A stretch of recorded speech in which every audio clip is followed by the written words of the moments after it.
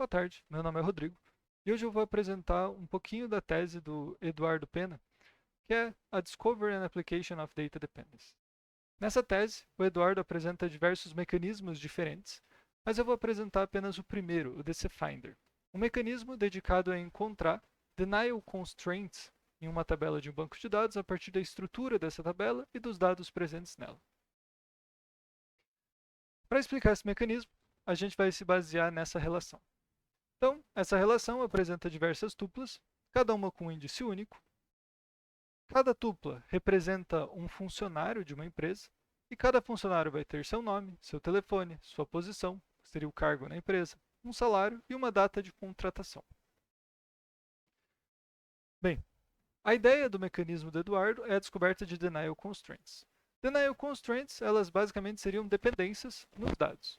E a ideia de você encontrar dependências nos dados é justamente garantir a qualidade desses dados, garantir que os dados presentes na tabela e os dados futuros respeitem as dependências exigidas, garantir a confiabilidade de queries que executem sobre esses dados e acelerar queries com essas informações.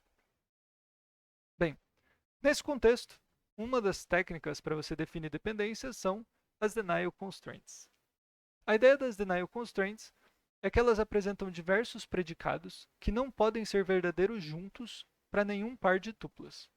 Por exemplo, aqui eu tenho que, para todo par de tuplas x e y pertencente à minha relação, não pode o salário da primeira tupla ser menor que o salário da segunda tupla, ao mesmo tempo em que a data de contratação da primeira tupla é menor que a data de contratação da segunda tupla. Em outras palavras, o que a gente está dizendo aqui, agora só invertendo as coisas, né, é que dados dois funcionários, não pode acontecer de um funcionário ter um salário maior que o outro, sendo que ele foi contratado mais recentemente que o outro funcionário. Funcionários mais novos não podem receber salários maiores que funcionários mais antigos. Então essa dependência, essa denial constraint está expressando isso. Bem, como é que a partir de um banco de dados já pronto, com vários dados dentro, a gente vai descobrir denial constraints? Ou melhor, por que a gente precisa descobrir denial constraints? A ideia é que definir denial constraints manualmente é um esforço muito grande. Podem existir centenas, milhares de denial constraints aplicadas a uma tabela, e para você ter um especialista descobrindo essas denial constraints é muito trabalho. Então a ideia é descobrir de maneira automática. E descobrir de maneira automática, a nossa grande vantagem com isso é, primeiro, entender um pouquinho melhor como se relacionam os dados da nossa tabela. E segundo, conseguir descobrir regras que às vezes a gente nem pensou antes, mas que podem ser úteis para restringir dados futuros inseridos na tabela. Bem, para descobrir as denial constraints, o mecanismo do Eduardo Pena, ele se baseia tanto nos dados das colunas da nossa de uma tabela, que seria metadata, quanto nos registros dessa tabela. A partir dos dados da coluna da tabela, o mecanismo do Eduardo vai definir um predicate space, um espaço de predicados. O que é um espaço de predicados? Bem, dada uma tabela, uma relação como essa, nós podemos definir relações entre as colunas dessa relação. Por exemplo, dados duas tuplas, tupla 0 e tupla 1, eu posso dizer, essas tuplas têm nomes iguais.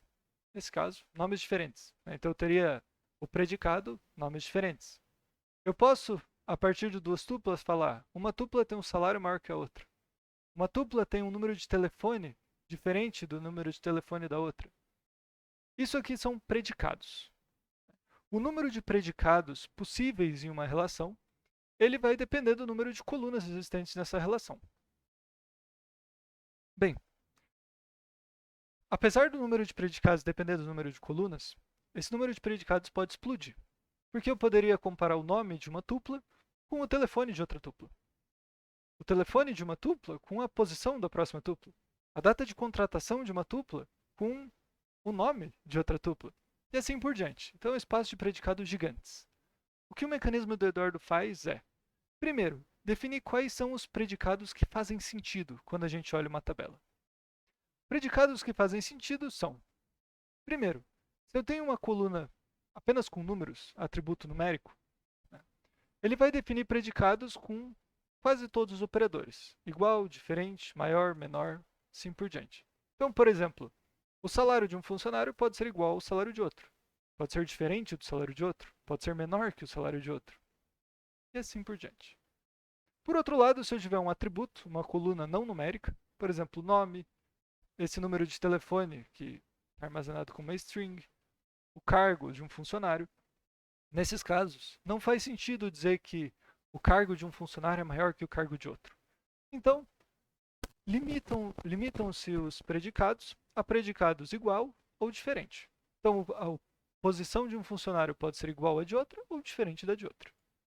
E comparações entre colunas só vão acontecer se, basicamente, as duas colunas estiverem no mesmo domínio. Então, se os predicados forem do mesmo tipo e existirem em torno de 30% de valores em comum entre esses dois atributos.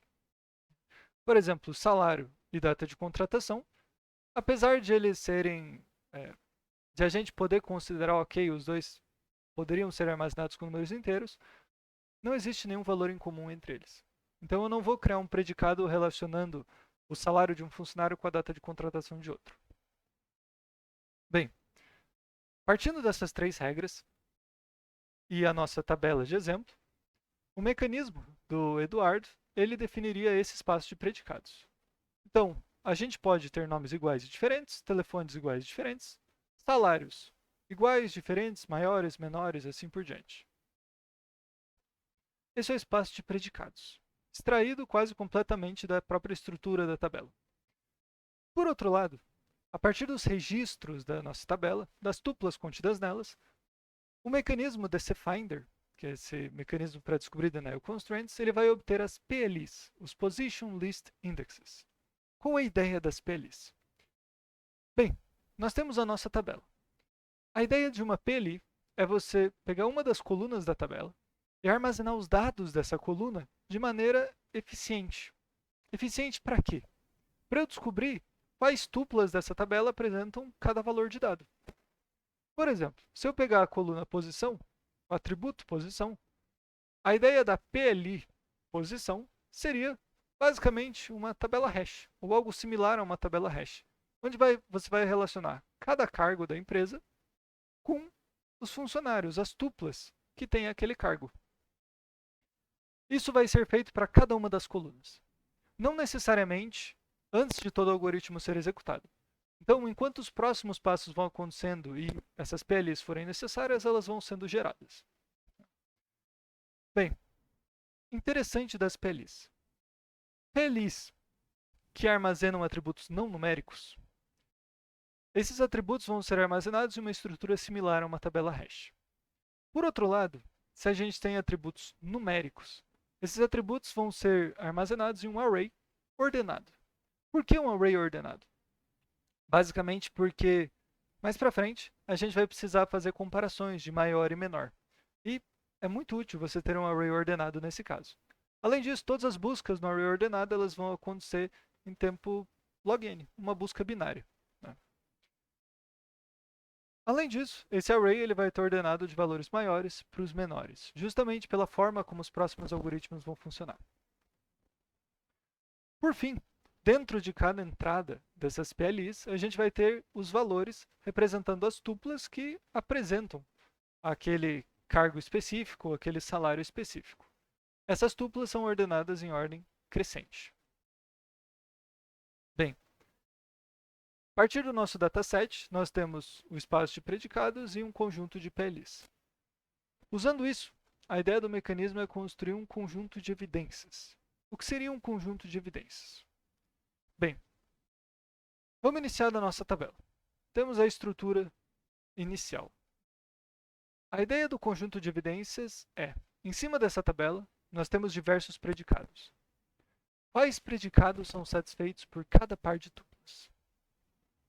Bem, para armazenar isso, a gente vai ter um vetor, né, fazendo o produto cartesiano entre cada tupla da tabela com todas as demais.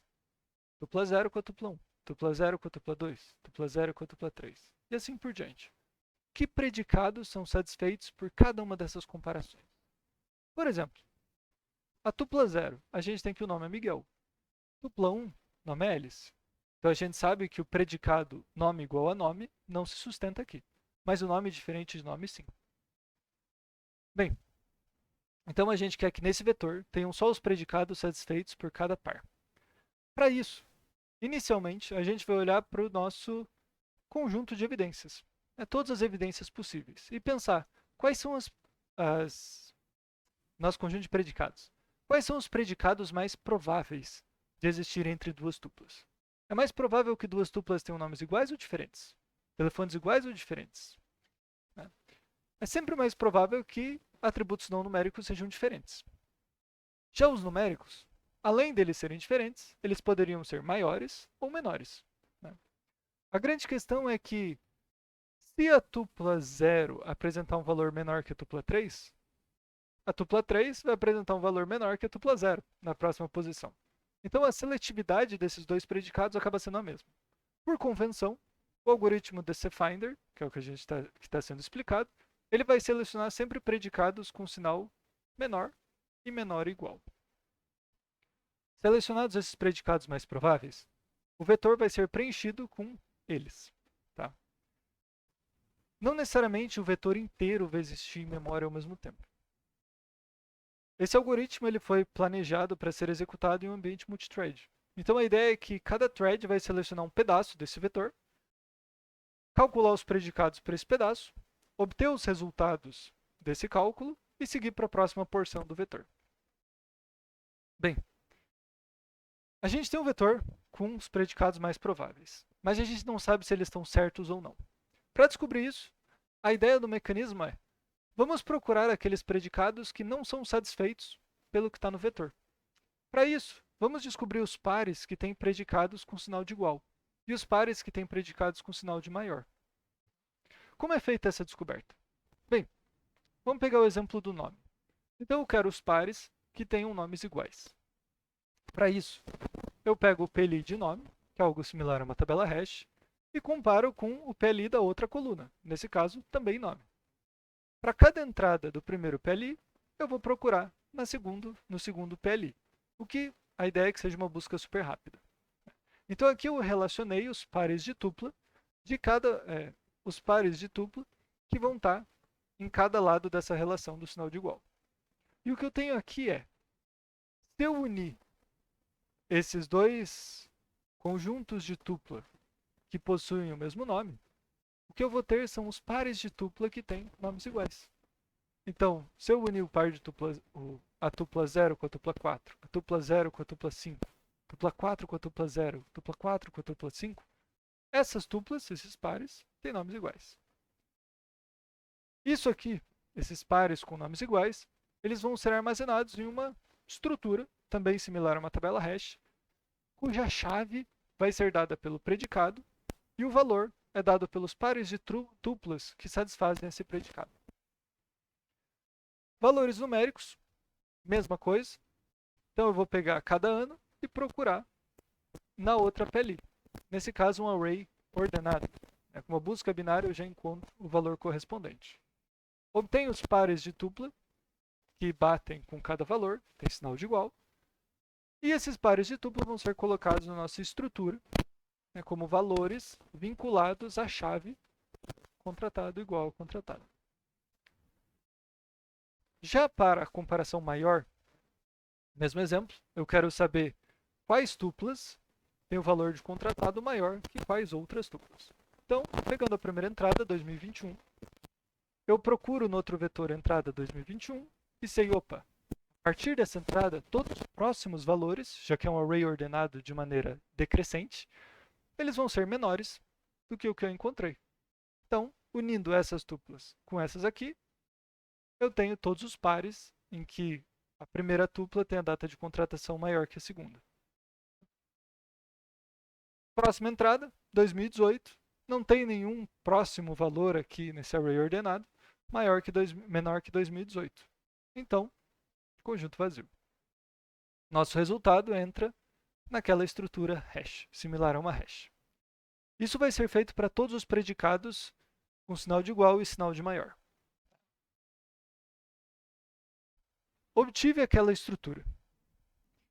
A partir daquela estrutura, eu vou corrigir o meu vetor, que é o meu conjunto de evidências. O vetor que relaciona quais predicados são correspondentes a cada par de tuplas. Bem, tenho o meu conjunto de evidência inicial com os predicados mais prováveis. Tenho a minha estrutura similar a uma tabela hash, com cada predicado que é o contrário do que está nessa estrutura aqui, né? E quais pares de tupla têm esse valor contrário. Então, por exemplo, eu tenho que o par 0, 4, ele tem nomes iguais. Aqui dentro está nome diferente. O que eu vou fazer? Eu vou pegar o bitmap que representa esse predicado, vou fazer um XOR com uma máscara, né? E vou ter o resultado contrário. Então, antes, o bitmap 0 e 1 representava um sinal diferente. Fiz um XOR com 1, 1, e o resultado é 1, 0, que basicamente indica que esse predicado tem o sinal de igual e não o sinal de diferente. Bem, faço isso para todos os pares de todos os predicados que eu descobri. E teremos isso aqui. Manualmente, eu fiz para cada par de tuplas quais predicados eram satisfeitos. Isso aqui, todas têm os mesmos predicados. Tá? São os predicados iniciais mais prováveis para cada par de tuplas. E aqui eu tenho os predicados corrigidos. Então, por exemplo, a tupla 0 com a tupla 5 vão ter o mesmo nome, mesmo telefone, mesma posição, salários diferentes. Salário da tupla 0 é maior que o salário da tupla 5, e assim por diante. Isso aqui, tudo armazenado nesse vetor. Bem, a partir disso, eu vou conseguir o nosso conjunto de evidências. O que é o conjunto de evidências? O conjunto de evidências é quantas vezes esse conjunto de predicados aconteceu. Quantos pares de tupla tem esse mesmo conjunto de predicados? Por exemplo, esse predicado que tem nome diferente de nome, telefone diferente de telefone, posição diferente de posição, aparece em 6 pares de tuplas. Esse predicado, nome igual a nome, telefone diferente de telefone, posição diferente de posição, aparece para 2 pares de tuplas. Então a ideia é percorrer aquele vetor e usar cada conjunto de predicados como uma chave para uma tabela hash. Cada vez que eu encontro esse conjunto de predicados, eu vou lá na tabela hash e incremento o número de pares de tupla com esses predicados. Bem, descobertos os predicados, o nosso conjunto de evidências, a gente vai atrás das denial constraints. A busca por denial constraints, ela basicamente consiste em um algoritmo de cobertura mínima. Então, a gente passa para esse código aqui. Esse programa, ele é uma simulação do que o DC Finder do Eduardo Pena faz. Então aqui nós temos o espaço de predicados. Todos aqueles predicados que são possíveis na nossa tabela, de acordo com a nossa tabela. Aqui embaixo nós temos o conjunto de evidências. Então, para cada conjunto de evidências, quantos pares de tuplas apresentam essas evidências? Então está minúsculo, mas para o primeiro conjunto de evidências tem 6 pares de tupla. Para o segundo, 3 pares. E assim por diante. Bem, qual a ideia do algoritmo para descobrir denial constraints? A ideia é, eu preciso selecionar predicados de maneira que eu consiga cobrir todo o conjunto de evidências. Como isso funciona? Primeiro, esses predicados eles vão ser ordenados de acordo com o predicado que mais aparece nesse conjunto de evidências. Por exemplo, nome diferente de nome aparece mais do que... Aliás, nome diferente de nome aparece mais do que nome igual a nome. Telefone diferente de telefone aparece mais do que telefone igual a telefone. E salário diferente de salário aparece mais que em todo mundo.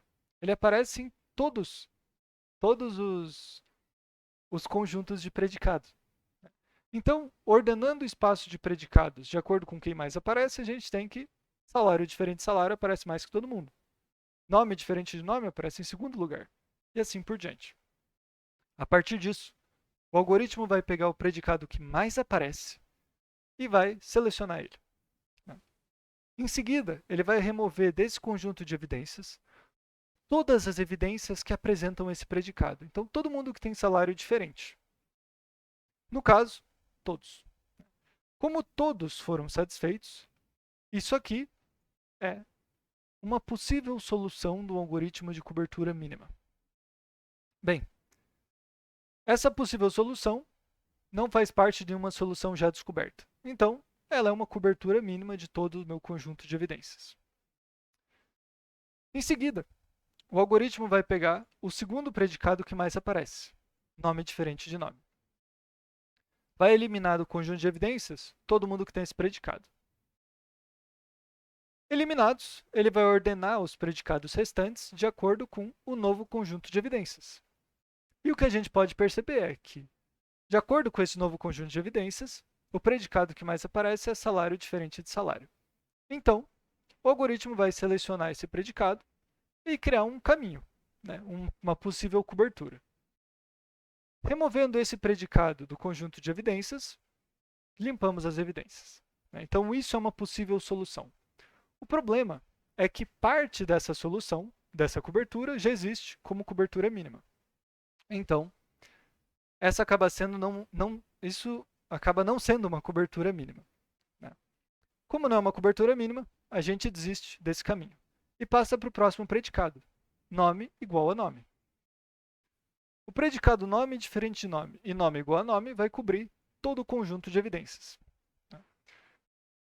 Como não existe nenhuma parte dessa solução como uma cobertura mínima já descoberta, isso é uma cobertura mínima. O problema é que é meio óbvio que todas as tuplas vão respeitar ou salário ou nome diferente de nome ou nome igual a nome. O algoritmo do Eduardo Pena já remove esse caso. Mas no nosso, por conta de questões de tempo, eu não implementei essa parte do algoritmo. Ainda não implementei. Mas a ideia é que esse algoritmo continue. Esse algoritmo vai continuar fazendo essa busca por todo o espaço de predicados, tentando descobrir todas as coberturas mínimas desse conjunto de evidências. Bem, o algoritmo vai descobrir muitas coberturas mínimas. Um conjunto absurdamente grande de coberturas mínimas. Qual o próximo passo? O próximo passo é, a partir das coberturas mínimas, gerar denial constraints. Para isso, para cada cobertura mínima, o algoritmo vai inverter a operação dessa cobertura. Então, se a gente tem salário diferente de salário, a denial constraint correspondente é salário igual a salário. O que isso quer dizer? Que não podem existir duas tuplas com o mesmo salário. A partir dessa cobertura mínima, a gente tem que não podem existir duas tuplas com o mesmo nome, o mesmo telefone e cargos diferentes. Então, é dessa forma que o algoritmo de CFinder do Eduardo Pena encontra denial constraints a partir da estrutura de uma tabela e dos dados presentes nela. Muito obrigado, e por hoje é só.